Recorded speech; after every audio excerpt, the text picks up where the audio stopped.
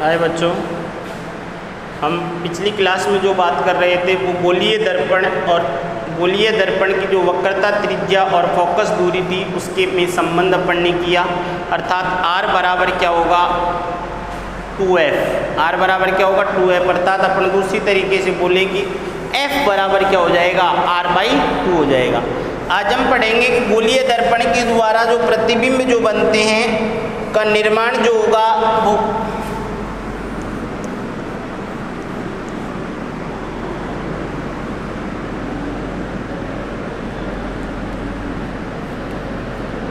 गोलीय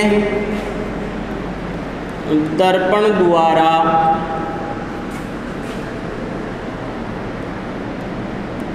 प्रतिबिंब बनने के नियम।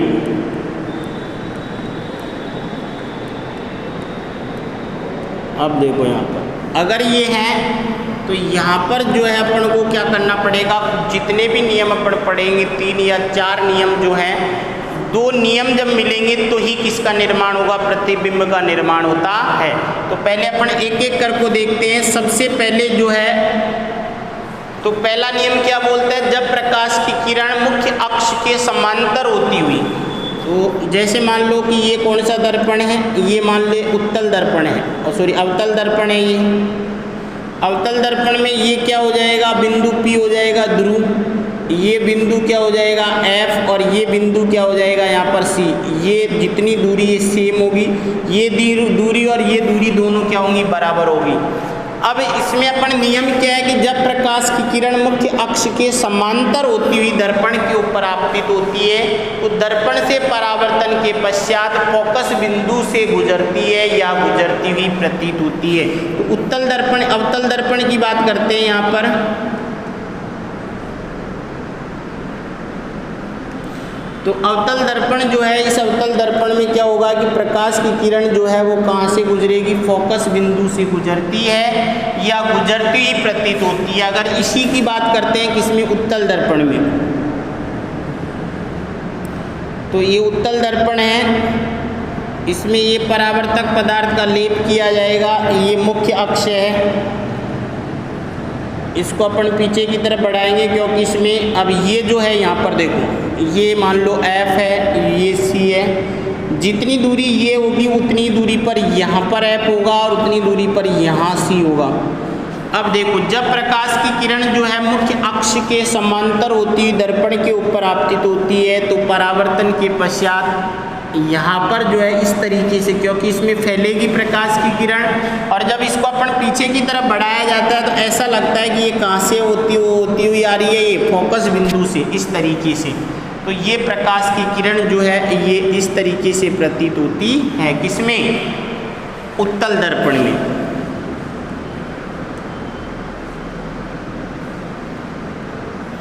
उत्तल दर्पण तो पहला नियम क्या है, जब प्रकाश की किरण मुख्य अक्ष के समांतर होती हुई, जब प्रकाश की किरणें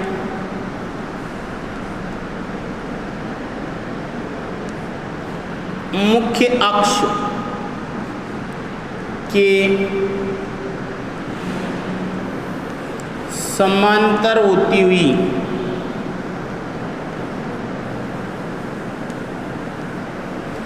दर्पण के ऊपर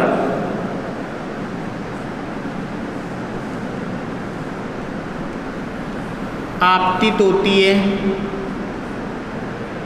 तो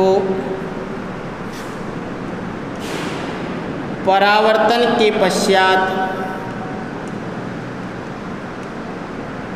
कहाँ से गुजरेगी, फोकस बिंदु से गुजरती है।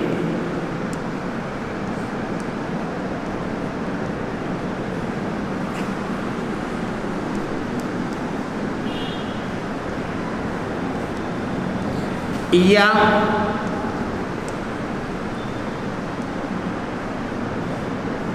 गुजरती हुई प्रतीत होती है।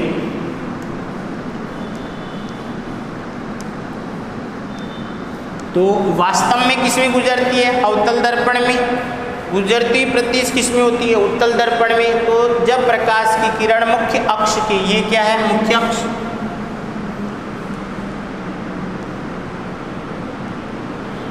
ये कौन सी किरण? आपतित किरण।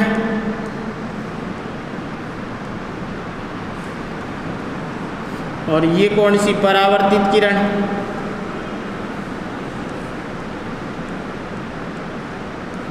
तो जब प्रकाश की किरण मुख्य अक्ष के समांतर होती हुई दर्पण के ऊपर आपतित होती है, अब देखो यहाँ से इस पे क्या डालेगा? लंब डलेगा, नहीं डलेगा? लंब डलेगा, तो यहाँ पर ये लंब जो डाल देते हैं,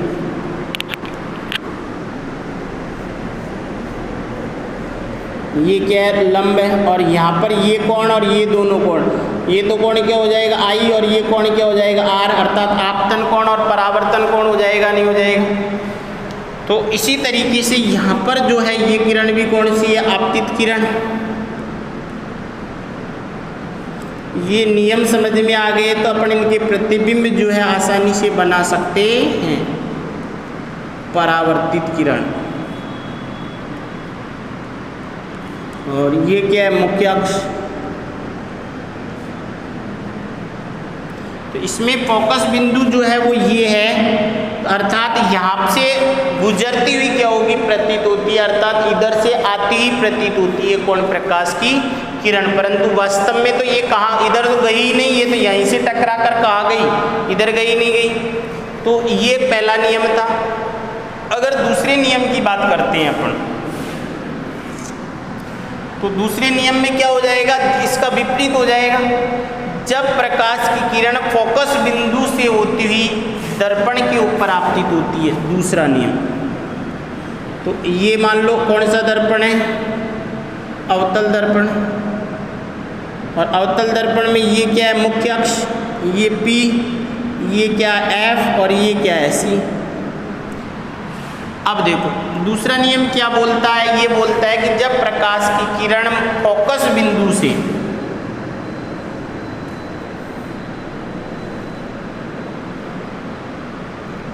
बिंदु से होती हुई दर्पण के ऊपर आपतित होती है, तो दर्पण से परावर्तन के पश्चात किसके समांतर हो जाएगी? ये मुख्य अक्ष के समांतर हो जाती है। ये गैप बराबर रहेगा, यहाँ पर स्केल से बनेगी। तो यहाँ पर ये तो किरण कौन सी? आपतित किरण। ये तो क्या है? आपतित किरण। और ये क्या है? परावर्तित किरण।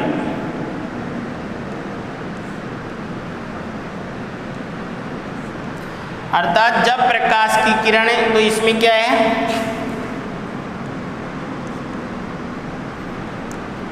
जब प्रकाश की किरणें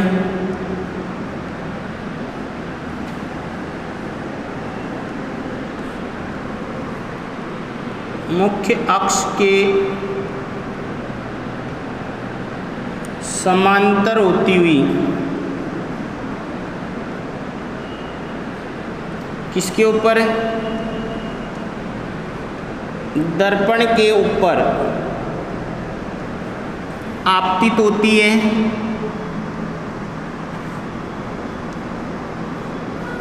या आपतित होती हुई प्रतीत होती है, या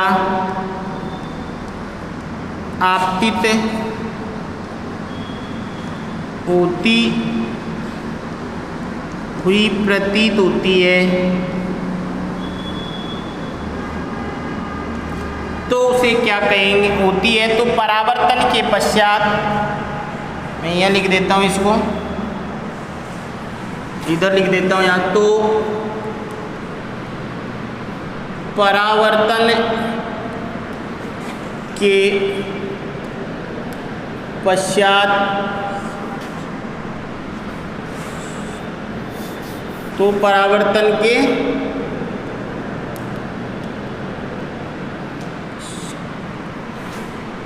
पश्चात ये कहाँ से जाएगी? पश्चात मुख्य अक्ष के समांतर हो जाती है। क्या हो जाएगी? तो मुख्य अक्ष के क्या हो जाएगी? मुख्य अक्ष के समांतर हो जाती है। जब प्रकाश की किरण मुख्य अक्ष के जब प्रकाश की किरणें मुख्य अक्ष के फोकस बिंदु से होती हुई, ऐसे आएगा इसे, जब प्रकाश की किरणें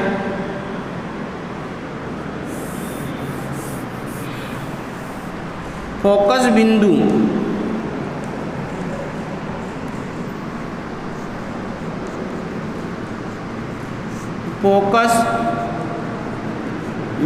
से होती हुई दर्पण के ऊपर आपतित होती है या आपतित होती हुई प्रतीत होती है, तो परावर्तन के पश्चात मुख्य अक्ष के समांतर हो जाती। तो ये आपतित किरण है और ये क्या है, परावर्तित किरण। तो ये मुख्य अक्ष के समांतर हो गई, नहीं हो गई। अगर अपन बात करते हैं, ये तो कौन सा दर्पण था, अवतल दर्पण।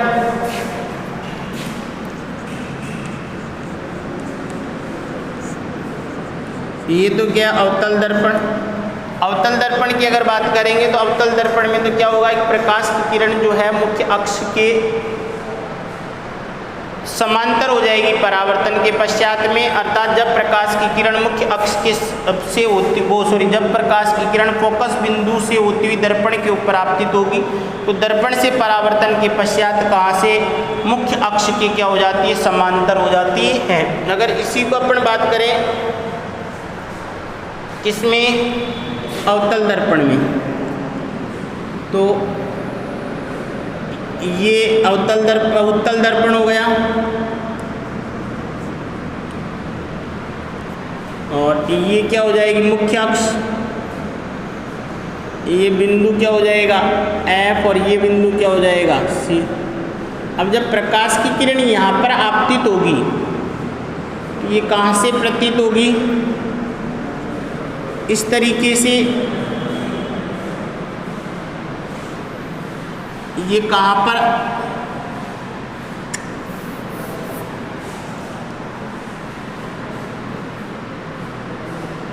अरे भाई क्या है,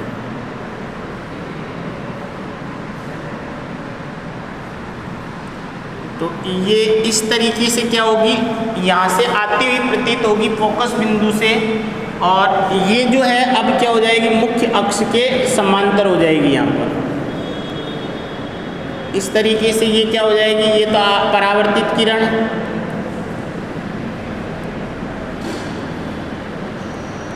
और ये हो जाएगी आपतित किरण, और ये हो जाएगी मुख्य अक्ष।